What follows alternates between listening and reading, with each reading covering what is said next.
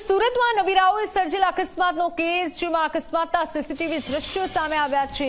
કારની રેસ લગાવવાના દ્રશ્યો કેમેરામાં કેદ થયા છે। પૂરપાટ ગતિએ કાર દોડતી સીસીટીવીમાં કેદ થઈ છે। અન્ય સીસીટીવીમાં આરોપી મંથન ભાગતો નજરે પડ્યો છે। આરોપી મંથન સામે દારૂ પીવા અંગેનો કેસ પણ દાખલ કરાયો છે। સુરતના સીસીટીવી ફૂટેજ આપ જુઓ કે જ્યાં કારની રેસના દ્રશ્યો સામે આવ્યા છે।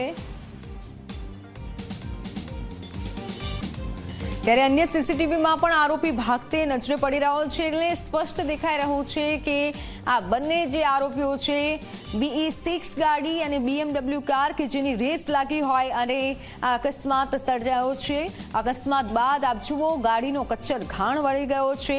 સીસીટીવી ફૂટેજમાં આરોપી ભાગતો નજરે પડી રહ્યો છે।